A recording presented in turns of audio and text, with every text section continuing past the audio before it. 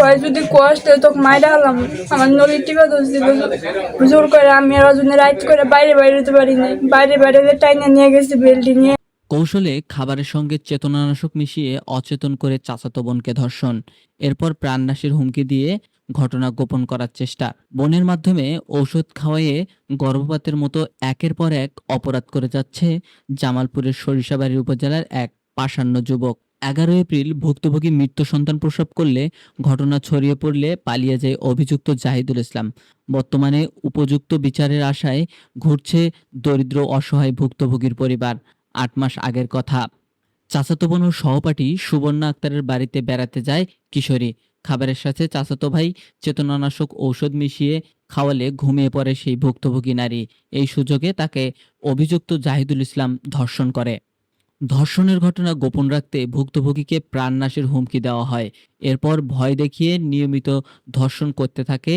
বিয়ে করার এই 1-1.5 মাস পরের থেকে মনে করেন যে বউ বাপের বাড়িতেই থাকে, মেয়ের বাপের নিজের স্ত্রীকে শ্বশুর বাড়িতে রেখে আসা জাহিদুল ইসলাম এক পর্যায়ে অন্তঃসত্ত্বা হয়ে পড়ে 8ম শ্রেণী পড়িয়া ওই কিশোরী।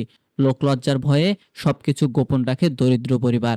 বন্ধ হয়ে যায় তার পড়াশোনা, চলতে থাকে বাড়িবন্দি জীবন। এরপর সুযোগ বুঝে চাচাতো বোনের মাধ্যমে গর্ভপাতের ঔষধ পাঠিয়ে দেয় জাহিদুল ইসলাম। নিজের সহপাঠী ও চাচাতো বোনকে বিশ্বাস করে সেই ঔষধ সেবন করে ওই মেয়ে। এরপর একদিন পরে মৃত্যু সন্তান প্রসব করে সেই কিশোরী। যদিও নিজের দোষ অস্বীকার করেন অভিযুক্ত জাহিদুল ইসলামের ছোট বোন সুবর্ণা। আমি ওর সাথে 1-2 মাস ধরে কথাই বলি না, ওদের বাড়িতে যাই না। তো ওষুধ খাওয়াইলো কে তাহলে? আরে কি জানো আমি কম বাড়ি ছেড়ে পালিয়ে যায় অভিযুক্ত জাহিদুল ইসলাম ও তার মা বাবা।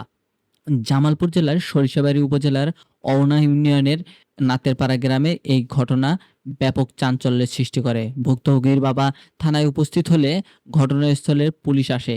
এরপর ঘটনাস্থল থেকে মৃত নবজাতককে উদ্ধার করা হয়। ভুক্তভোগীর পিতা দায়ের করা মামলায় আমলে নিয়ে যথাযথ ব্যবস্থা নেওয়ার আশ্বাস দেন সরিষাবাড়ী থানার ভারপ্রাপ্ত কর্মকর্তা মোহাম্মদ চাঁদ মিয়া। জিসান জনি, আওয়াজ নিউজ।